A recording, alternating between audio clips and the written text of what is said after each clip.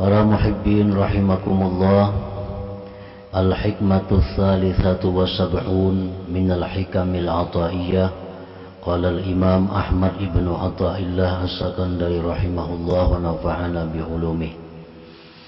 Hikmah yang ke-73 dari Al-Hikam, berkata Imam Ahmad bin Athaillah rahimahullah wa nafa'ana bi ulumih. Khairu ma tatlubuhu minhu ma huwa talibuhu minka. Bermula paling baik sesuatu yang kamu tuntut sesuatu itu daripada Allah ialah sesuatu yang mana Allah menuntutnya daripada engkau. Paling baik sesuatu yang kamu tuntut sesuatu itu daripada Allah ialah sesuatu yang mana Allah menuntutnya daripada engkau.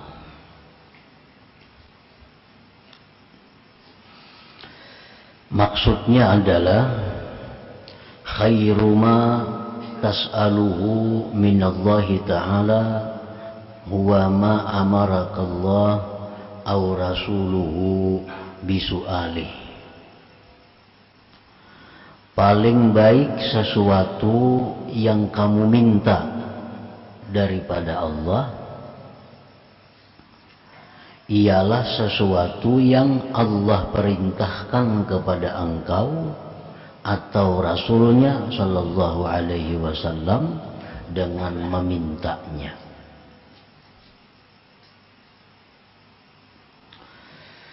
Sebagaimana kita mengetahui bahwa Allah Subhanahu wa Ta'ala memerintahkan kepada kita untuk berdoa, untuk meminta kepada Allah. Dalam Al-Quran disebutkan, ud'uni, berdoalah kalian kepadaku, mintalah kalian kepadaku. Nah, itu perintah Allah agar kita minta kepada Allah. Minta apa kita kepada Allah? Minta sesuatu yang Allah perintahkan kita untuk memintanya. Minta kepada Allah akan sesuatu yang Allah perintahkan kita untuk memintanya itu. Nah, jadi dengan demikian dalam satu doa itu ada dua perintah yang kita laksanakan. Dalam satu permintaan kepada Allah ada dua perintah yang kita perbuat. Pertama yang kita laksanakan, yang kita perbuat adalah doa, itu perintah Allah, dan isi doa itu pun perintah Allah. Jadi terlepas daripada doa kita itu dikabulkan oleh Allah apa yang kita minta, yang penting kita sudah dapat dua pahala. Satu pahala doa, dua pahala isi doa itu. Khairu ma tas'aluhu minallahi ta'ala huwa ma amarakallah aw rasuluhu bisu'alih. Khairud du'a ad-du'a alladhi 'allamakallah aw rasuluh. Paling baik doa ialah doa yang diajarkan Allah dalam Al-Quran dan doa yang diajarkan Rasulullah Sallallahu Alaihi Wasallam di dalam hadisnya atau sunnahnya. Jadi sebelum kita minta kepada Allah sesuatu, sebelum kita minta kepada Allah sesuatu, kita harus tahu dahulu sesuatu yang kita minta itu apakah diperintah oleh Allah memintanya. Nah, apabila sesuatu itu memang diperintah Allah untuk memintanya, maka itulah paling baik permintaan kita kepada Allah. Apabila kita minta sesuatu kepada Allah maka kita mesti tahu dahulu, adakah sesuatu itu diperintah Rasulullah untuk memintanya? Apakah pernah Rasulullah minta seperti apa yang kita minta itu? Nah, bila mana doa kita itu isinya pernah diminta Rasulullah kepada Allah, nah maka itulah sebaik-baik doa kita.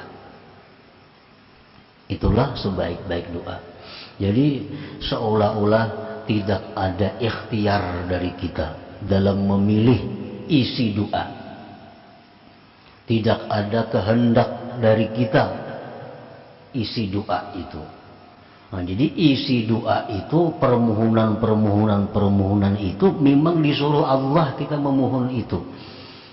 Memang disuruh Rasulullah kita minta itu kepada Allah. Nah, itulah sebaik-baik doa, sebaik-baik permintaan kepada Allah Subhanahu wa ta'ala. Fa'lam ayyuhal murid anna minad du'a ma huwa kufrun. Ketahuilah wahai murid, bahwasanya di antara doa itu ada yang kafir. Orang tuh berdoa, dengan doa itu jadi kafirnya.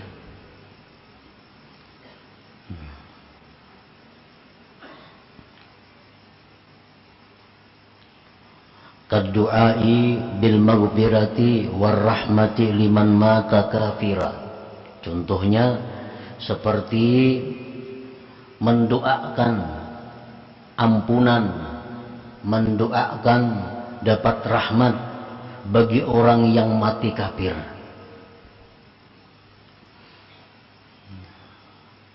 Orang tuh mati kafir, didoakan mudahan ini dapat rahmat. Nah, mudahan ini diampuni Tuhan. Itu kita jadi kafir jadinya. Nah, ada orang nang kada Islam mati, dipadahkan almarhum. Nah, itu kan almarhum itu apa artinya? Orang yang dirahmati Allah. Berarti kita setuju dengan kekafiran itu. Setuju dengan kekafiran itu. Ar-ridha bil kufri kufrun. Ridha dengan kekafiran itu kafir. Jadi orang-orang yang kita yakini mereka itu sudah nyata-nyata bukan Islam matinya, jangan sekali-kali kita mengucapkan almarhum, jangan sekali-kali kita mengucapkan semoga dia dirahmati Allah, jangan. Karena kalau kita tahu maka kita menjadi kafir. Itu contohnya antara lain. Wa minhu ma huwa haram, dan perlu diketahui pula bahwa di antara doa itu ada yang haram. Nah, doa.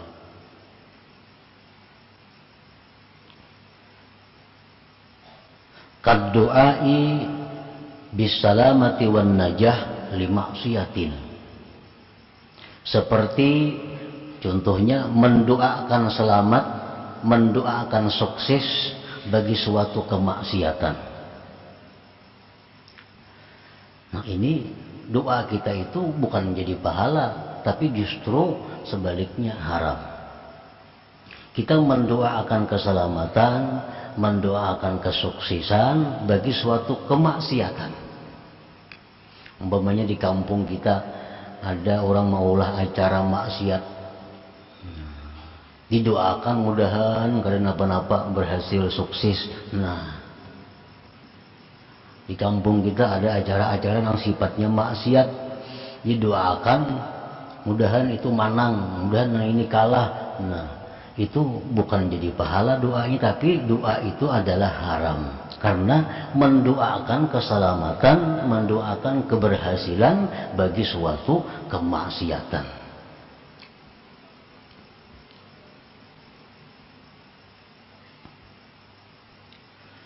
Autulil umur li fasikin, atau mendoakan panjang umur bagi orang fasik, haram juga. Orang fasik berulang tahun, semoga panjang umur, mendoakan kan kayak itu. Apalagi orang kafir makinnya, ini orang fasik aja didoakan mudahannya panjang umur. Berarti dia menghendaki agar Allah Ta'ala itu makin lama dimaksiati, makin lama ditentang. Nah, jadi jak ada boleh juga, itu haram juga. Wa minhuma huwa makruh, di antara doa itu ada yang makruh.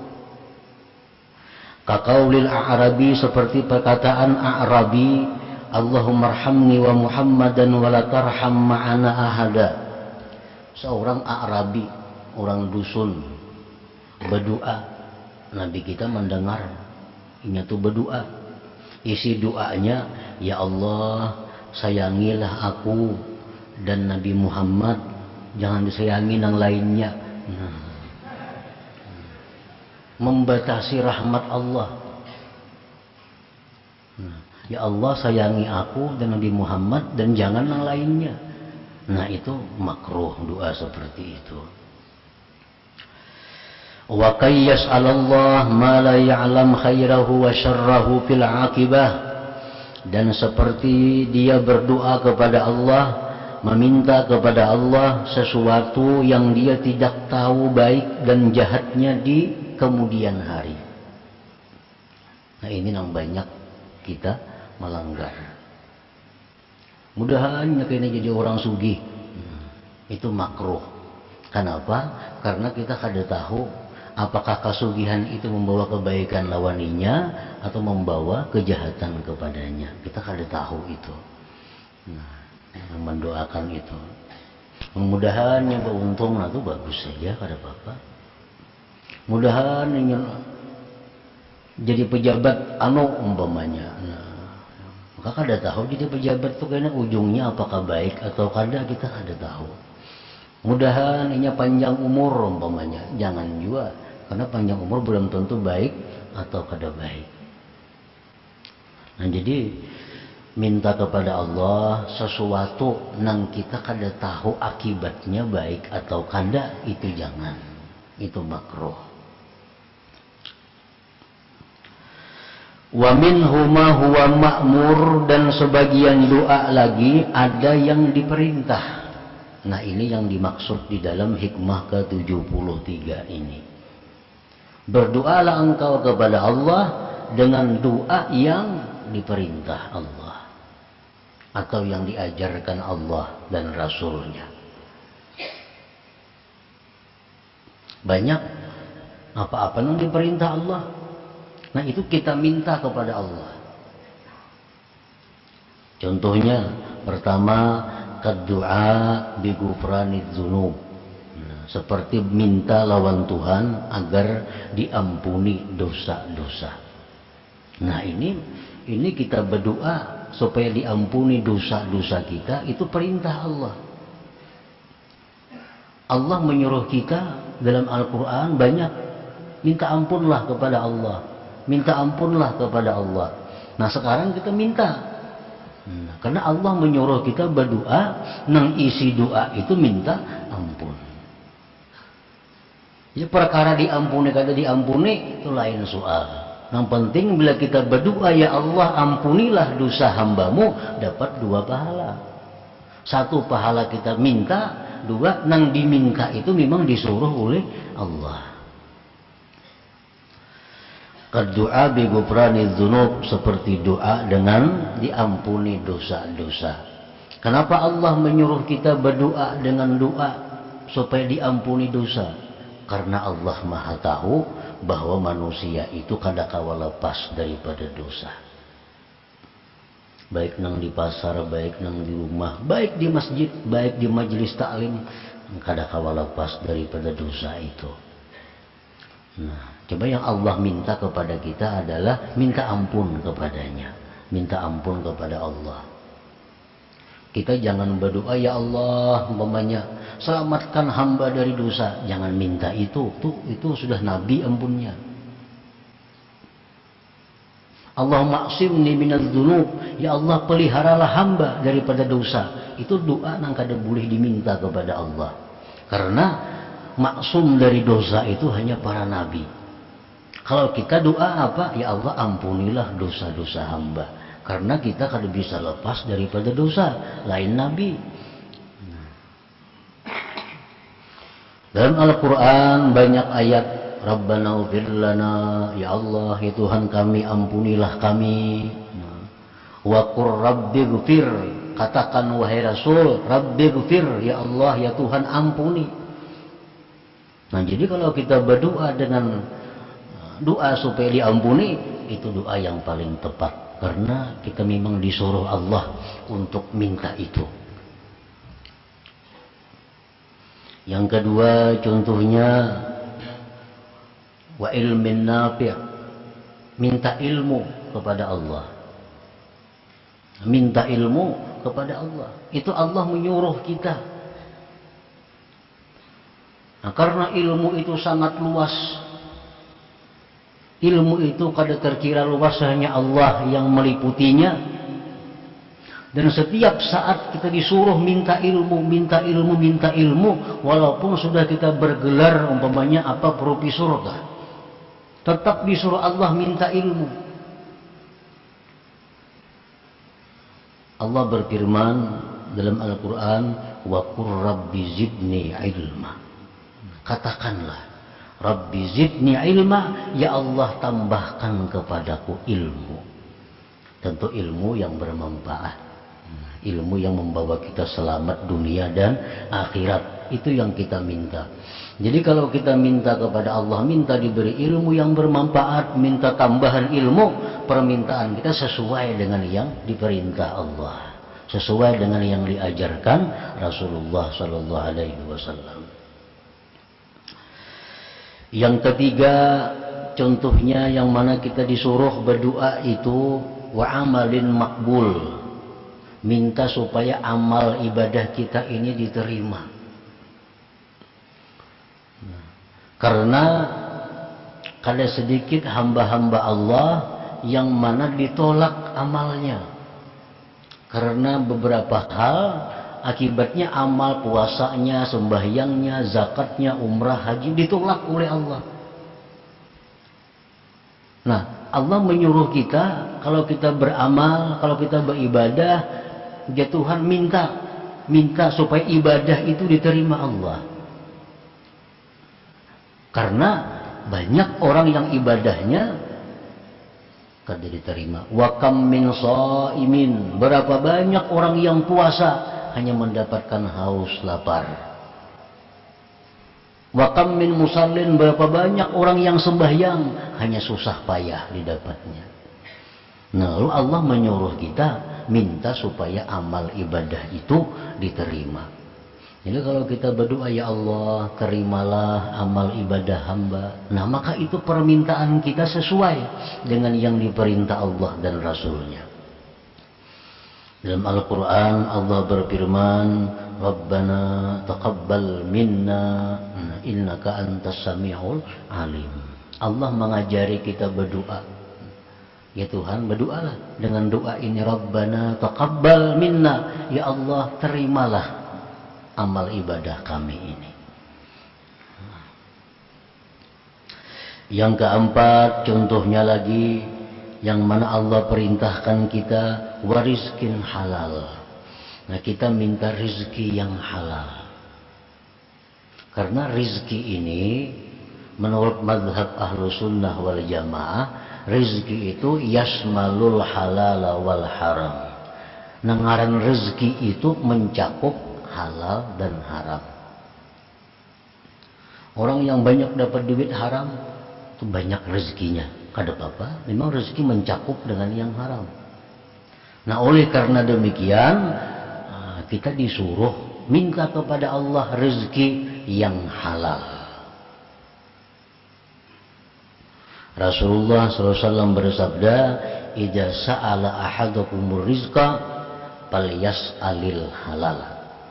Bila kalian minta rezeki kepada Allah, mintalah rezeki yang halal. Jangan hanya rezeki, ya Allah luaskan rezeki hamba, jangan itu. Karena itu kada diajarkan oleh Allah dan Rasul. Rasulullah mengajarkan kalau minta rezeki kepada Allah, minta yang halal. Nah, jadi kita lawan Tuhan, minta supaya diberi rezeki yang halal, itu sesuai dengan perintahnya, sesuai dengan yang diajarkan Rasulullah Sallallahu Alaihi Wasallam. Nah, yang kelima yang kita minta kepada Allah, azwaj wa dzurriyyah sulaha, pasangan zuriat yang saleh. Nah, kita minta kepada Allah diberi istri, diberi suami, diberi anak keturunan yang saleh. Nah, minta itu kita kepada Allah memang disuruh Allah minta. Allah mengajarkan dalam Al-Quran, Rabbana hablana min azwajina wa zurriyatina qurrata a'yun. Ya Allah, berikanlah bagi kami, pasangan-pasangan kami, zuriat-zuriat kami, qurrata a'yun, penyenang hati. Penyenang hati. Nah, penyenang hati itu akan didapat bagi seorang suami kalau istrinya itu salihah. Seorang perempuan akan dapat pasangan yang menyenangkan hati kalau suaminya saleh. Suami istri akan dapat penyenang hati kalau punya zuriat keturunan yang saleh. Coba orang misi anak datang mabuk ke rumah. Nah, kayak apa aja sugihnya, kayak apa aja nyamannya, kayak apa aja tinggi bangkat kedudukannya. Datang kena anak ke rumah ditandu orang mabuk dia tadi di buah jembatan. Adalah penyenang hati. Nah, jadi maka itu Allah meminta kepada hamba-hambanya ini supaya minta lawan Allah pasangan dan zuriat yang saleh itu. Yang keenam, yang mana contohnya an-nasru 'ala zalimin, minta pertolongan kepada orang zalim, minta pertolongan kepada Allah menghadapi orang-orang zalim ini. Nah, siapa orang-orang zalim yang dimaksud itu? Pertama adalah iblis wa junuduh, iblis dan pasukannya. Ini orang-orang yang sangat zalim. Kezaliman mereka itu adalah ingin mencelakakan kita kepada kecelakaan yang tidak ada akhirnya. Nah, itu orang-orang yang sangat zalim. Iblis dan pasukannya, syaitan-syaitan. Nah, kita minta tolong kepada Allah menghadapi mereka itu supaya bisa menang. Supaya bisa menang. Siapa lagi orang-orang yang zalim, orang-orang kafir yang mereka itu berusaha menghancurkan umat Islam. Nah, kita minta kepada Allah agar ditolong menghadapi mereka itu. Orang-orang kafir yang mana mereka itu secara zahir berdamai kepada kita, tetapi secara tersembunyi mereka itu menghancurkan umat Islam. Orang-orang kafir yang membuat sabu-sabu, orang-orang kafir yang membuat heroin, itu orang-orang kafir yang berusaha menghancurkan moral umat Islam. Nah, kita minta tolong kepada Allah menghadapi mereka itu. Memang Allah menyuruh kita supaya kita minta kepada Allah untuk diberi kemampuan menghadapi orang-orang yang berbuat kerusakan seperti tadi. Allah berfirman dalam Al-Quran, mengajarkan sebuah doa kepada kita, Rabbin surni 'alal qaumil mufsidin. Ya Allah, ya Tuhanku, tolonglah hamba menghadapi kaum-kaum yang berbuat kerusakan itu. Yang ketujuh, contohnya lagi, kita minta diselamatkan daripada bala. Minta diselamatkan daripada bala. Hakikat bala itu adalah sesuatu yang membawa kita ke neraka, itu bala. Itu hakikat daripada bala. Sesuatu apapun yang membawa kita kepada dosa, itu bala. Nah, kalau sesuatu yang membawa kita kepada pahala, sesuatu yang membawa kita kepada surga, itu bukan bala, tapi nikmat dari Allah. Jangan diartikan bala itu sakit. Jangan diartikan bala itu kesusahan. Karena kadang mungkin dalam dunia ini kita terhindar daripada sakit tuh ada mungkin. Mula orang sihat berumuran, kada suah sakit napa-napa, kada mau. Pasti ada apakah yang sakit apakah. Jadi kita minta diselamatkan daripada bala itu, minta sesuatu kepada Allah agar diselamatkan kita daripada hal-hal yang membawa kepada dosa. Kita dapat penyakit, timbul kita kada sabar, nah itu bala. Kita dapat musibah, lalu kita sabar, riba, bukan bala, itu nikmat dari Allah. Nah, Rasulullah sallallahu alaihi wasallam bersabda, "Idza sa'altumullah fas'alul afwa wal afiyah." Ujar Nabi, kalau engkau minta kepada Allah, mintalah kemaafan dan afiyah. Nah, afiyah itu sesuatu yang sihat rohani dan jasmani. Sesuatu yang selamat rohani dan jasmani. Jadi afiat itu lebih daripada sihat. Kalau sihat itu hanya jasmani, tapi kalau afiat sihat rohani dan jasmani. Itu yang kita minta kepada Allah. Yang kedelapan, contohnya kita minta kepada Allah tulul umur wa husnul amal. Nah, kita minta kepada Allah dipanjangkan umur, dibaguskan perbuatan, supaya banyak pahala. Rasulullah SAW bersabda, khairun nas man tala umuruhu wa hasuna amaluhu. Ujar Nabi, paling baik manusia itu yang panjang umur, baik amal perbuatannya. Nah, jadi kita minta kepada Allah panjang umur, sihat afiat untuk ibadah. Nah, permintaan kita kepada Allah seperti itu adalah sesuai dengan yang diberi petunjuk oleh Allah, sesuai dengan ajaran Rasulullah, agar itu kita minta. Nah, yang ke-9 contohnya, yang diperintahkan kita minta kepada Allah apa? Husnul khatimah. Nah, kita minta kepada Allah husnul khatimah. Artinya apa? Mati dalam keadaan membawa iman, Islam, mati dalam keadaan mengucap la ilaha illallah, itu husnul khatimah. Nah, ini mesti diminta kepada Allah, dan Allah pun menyuruh kita minta itu. Karena banyak umat, banyak hamba yang matinya su'ul khatimah, buruk di akhir. Bukan hanya zaman sekarang, zaman Nabi pun banyak. Ada beberapa sahabat yang buruk akhir. Ada sahabat Nabi yang begitu hebat berperang, tapi Nabi kita mengatakan huwa finnar, itu masuk neraka aja Nabi kita tuh. Sahabatnya bingung, wah, makanya berperang, umpat fisabilillah, begitu banyak membunuh orang kafir, tapi Nabi mengatakan huwa finnar, dia mati masuk neraka. Lalu sahabatnya meneliti, mengintai gerak-gerik laki-laki tadi.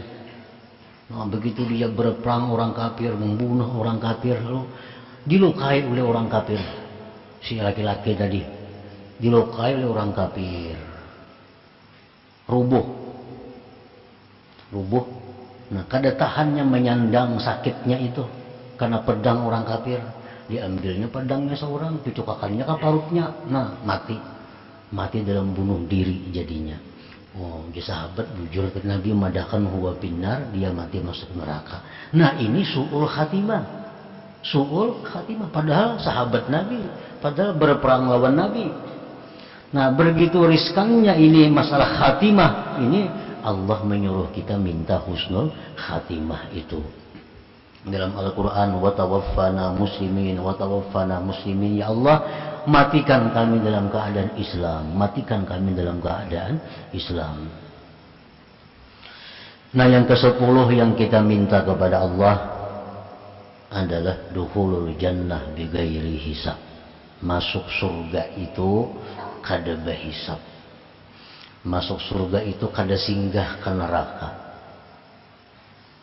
Nah, karena orang yang mati husnul khatimah itu bisa aja ke neraka dulu. Karena direndam di neraka hanya dibangkit ke surga. Jadi jangan hanya minta husnul khatimah. Nah, husnul khatimah itu bukan jaminan langsung ke surga, ada. Husnul khatimah artinya sekada-kadanya dia mati dalam Islam. Nah, kalau mati dalam Islam, bagaimanapun dosa banyaknya, satu saat akan dipindah ke surga. Tapi ke neraka dulu. Nah, oleh karena itu kita tutup permintaan kepada Allah dengan mati masuk surga tanpa melalui neraka. Ini ada 500 tahun dulu di neraka. Kayaknya hanya diangkat. Imba diangkat, ini latat nih, hilang. Ngarannya jahannamiyun, orang mantan jahannam. Lalu di neraka diangkat, masuk surga kada boleh orang awak hirang kayak ini. Orang surga bunga-bungas. Jadi dimasukkan dulu ke nahrul hayat. Nah, dinyelamakan dulu situ. Nah, dinyelamakan oleh malaikat, diangkat. Nah, hanya putih bercahaya kayak umur 33 tahun. Walaupun mati umur 70 orangnya. Nah, masukkan ke sumur hayat tadi diangkat. Nah, jadi umur 33 bercahaya sudah. Nah, hanya boleh masuk ke dalam surga. Islam dia matinya cuma di neraka ratusan tahun. Nah, kita minta kepada Allah jangan kayak itu. Jangan singgah di neraka itu. Nah, minta masuk surga kepada Allah tanpa dihisab, tanpa ada kesulitan macam-macam. Nah, itu pun Allah mengajari kita minta seperti itu dengan doa yang hari-hari kita baca. Rabbana atina fid dunya hasanah wa fil akhirati hasanah. Dan pada akhirat itu kebaikan. Kebaikan akhirat apa? Pada singgah di neraka. Wa qina adzabannar, peliharalah kami daripada azab api neraka. Nah, jadi kalau kita minta kepada Allah sesuatu yang memang itu disuruh oleh Allah minta, umpamanya kada kabul dapat 2 pahala. Amunnya kabul itu bujur-bujur rahmat Allah. Tapi kalau kita doa kepada Allah dengan doa yang makruh, apalagi doa yang haram, lalu kabul, itu istidraj ngarannya. Lanjuran. Ya Allah, jadikanlah hamba orang yang sugih ya Allah, umpamanya. Padahal makruh berdoa seperti itu. Kabul. Jadi orang sugih, itu lanjuran Allah. Setiap lanjuran itu pasti akan berakibat susah. Pasti akan berakhir penderitaan. Itu ngarannya istidraj, lanjuran. Nah, para muhibbin rahimakumullah, banyak sekali apa-apa yang disuruh Allah kita minta. Minta kesabaran, Allah menyuruh. Ya Tuhan, mintalah kepadaku kesabaran, mintalah kepadaku petunjuk, mintalah kepadaku taufik dan lain-lainnya. Nah, pokoknya sebelum kita minta kepada Allah sesuatu, kita pastikan dahulu sesuatu itu apa disuruh Allah minta atau kada. Ada orang punya benaikan sekolah, nak berlulusan jadi pegawai, nah minta doakan mudahan lulus. Kada kawali doakan mudahan lulus. Ini melulus bisa saja kena berbahaya orang ini. Nah, jadi kalau hendak dia minta yang macam itu kepada Allah, ya Allah, nah bulan bin bulan lulusakan hanya sekolah, kalau itu baik baginya, nah, tambahi itu. Pengumuman kada lulus berarti baik kada lulus, ini artinya. Lulus. Jadi tambahi dengan ta'likul khair, dengan ta'lik kebaikan. Ya Allah, jadikanlah hamba orang yang sugih kalau itu baik buat hamba. Ya Allah, sihatkanlah jasmani hamba, sihatkanlah, sembuhkanlah penyakit hamba jika itu membawa kebaikan lawan hamba. Karena ada sedikit manusia yang begitu garing baik. Nah, garing, tasbih jadi tangan. Sudah sigar, ada ingat lagi di tasbih. Baik garing berarti nih. Nah, jadi minta kepada Allah kesehatan jika itu kebaikan untuk hamba. Jadi kalau kita kada tahu yang kita minta nih akibatnya baik atau kada, nah tambahi doa itu. Ya Allah, nah ini hamba ada urusan ini, maka bereskanlah urusan ini jika itu membawa kebaikan kepada hamba. Nah dengan demikian kada termasuk yang makruh kita minta kepada Allah Subhanahu wa ta'ala.